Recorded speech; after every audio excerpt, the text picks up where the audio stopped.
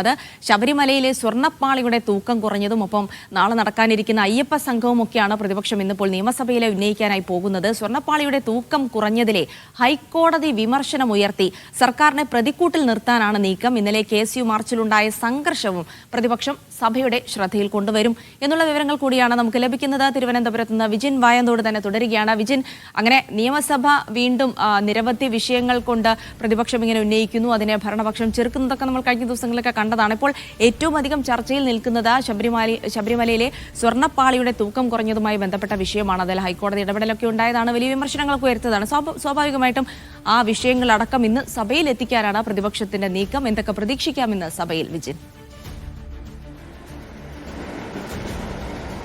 ജിൽസി, ഒരു ഭാഗത്ത് അയ്യപ്പ സംഘവുമായി, ആഗോള അയ്യപ്പ സംഗമവുമായി സർക്കാർ ദേവസ്വം ബോർഡ് മുന്നോട്ട് പോകുമ്പോൾ അതിനെ മറ്റൊരു തരത്തിൽ ഹൈക്കോടതിയുടെ നിരീക്ഷണങ്ങളെയും വിധിയുടെയും ഒക്കെ അടിസ്ഥാനത്തിൽ അതിനെ പ്രതിരോധിക്കാനാണ് നിലവിൽ പ്രതിപക്ഷം ഇന്നെന്തായാലും നിയമസഭയിൽ മുതിരുക എന്നുള്ളതാണ്. ഒരുപക്ഷെ കേരള നിയമസഭാ ചരിത്രത്തിൽ കണ്ടിട്ടില്ലാത്ത അത്രയും ഒരു കാലയളവിൽ അടിയന്തര പ്രമേയങ്ങൾ ചർച്ചയ്ക്കെടുത്ത ഒരു നിയമസഭയായി ഈ നിയമസഭ മാറും എന്ന കാര്യത്തിൽ സംശയമില്ല. 16ാമത്തെ അടിയന്തര പ്രമേയമാണ് ഇന്നലെ അവതരിപ്പിക്കുകയും ചർച്ചയ്ക്കെടുക്കുന്ന സാഹചര്യമുണ്ടായത് ഈ സർക്കാരിൻ്റെ കാലത്ത്.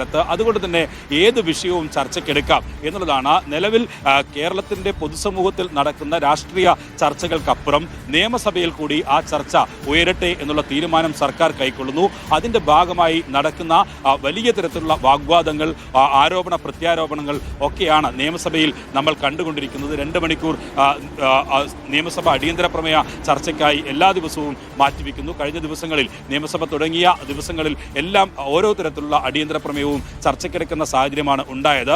ഒപ്പം തന്നെ നിയമസഭയ്ക്ക് പുറത്ത് വലിയ പ്രതിഷേധമുയർന്നു. ആദ്യത്തെ ദിവസം അടിയന്തര പ്രമേയമായി കൊണ്ടുവന്നത്, അടിയന്തര പ്രമേയം എന്നല്ല ഇപ്പോൾ നിയമസഭയുടെ വാക്ക്, അത് സഭ നിർത്തിവെച്ച് ചർച്ച ചെയ്യണമെന്ന ഉപക്ഷേപമാണ് എന്നുള്ളതാണ്. ആ ഉപക്ഷേപം അവതരിപ്പിക്കപ്പെടുകയും ആദ്യത്തെ അടിയന്തര പ്രമേയമായി ഈ പോലീസുമായി ബന്ധപ്പെട്ട അവരുടെ കുറ്റങ്ങൾ, ക്രിമിനൽ സ്വഭാവങ്ങൾ, ഒപ്പം തന്നെ മർദ്ദനമുറകൾ ഉൾപ്പെടെയുള്ള വിഷയങ്ങളായിരുന്നു ആഭ്യന്തര വകുപ്പിന് എതിരെ അടിയന്തര പ്രമേയമായി അവതരിപ്പിക്കപ്പെട്ടത്.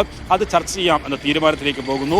അത് രാഷ്ട്രീയ കേരളം കണ്ടിട്ടില്ലാത്ത മറ്റൊരു ചർച്ചയ്ക്കാണ് വിധേയമായത്. AK ആന്റണി എന്ന മുൻ മുഖ്യമന്ത്രി, അദ്ദേഹം വിശ്രമ ജീവിതം നയിക്കുമ്പോഴും തിരിച്ചെത്തി അദ്ദേഹത്തിന് വാർത്താസമ്മേളനം നടത്തി. മുഖ്യമന്ത്രിയും ഒപ്പം തന്നെ സഭയിലെ ഇടതുപക്ഷ അംഗങ്ങളും ഉന്നയിച്ച ആരോപണങ്ങൾക്ക് മറുപടി പറയേണ്ട നിലയിലേക്ക് കാര്യങ്ങൾ എത്തുന്നു. അതുമായി ബന്ധപ്പെട്ട് ശിവഗിരിയിൽ നടന്ന പോലീസ് ഇടപെടൽ ഒക്കെ ഉൾപ്പെടെയുള്ള വിഷയങ്ങൾ, ഒപ്പം തന്നെ മുത്തങ്ങ സംഭവം ഉൾപ്പെടെയുള്ള വിഷയങ്ങൾ വീണ്ടും കേരള സമൂഹത്തിൽ ചർച്ചയായി വരുന്നു. ഒരുപക്ഷെ പുതുതലമുറയ്ക്ക് ഒന്നും അറിയാത്ത ഈ ശിവഗിരി വിഷയം ഉൾപ്പെടെ ചർച്ച ചെയ്യപ്പെടുന്ന നിലയിലേക്ക് കാര്യങ്ങൾ എത്തുന്നു. അതുമായി ബന്ധപ്പെട്ട അനുകൂലവും പ്രതികൂലവുമായ നിലപാടുകൾ ഓരോ ആളുകളും സ്വീകരിക്കുന്ന കാഴ്ചയൊക്കെ കണ്ടു. അങ്ങനെ സംഭവബഹുലമായ നിലയിൽ തന്നെയാണ് നിയമസഭ ഈ സെഷൻ അങ്ങനെ സംഭവബഹുലമായ നിലയിൽ തന്നെയാണ് നിയമസഭാ സമ്മേളനം പുരോഗമിക്കുന്നത്. ഇന്നും പ്രതിപക്ഷത്തിൻ്റെതായുള്ള വിഷയങ്ങൾ തന്നെ കൊണ്ടുവരും സഭയിൽ. അത് ആഗോള അയ്യപ്പ സംഗമം ഉൾപ്പെടെയുള്ള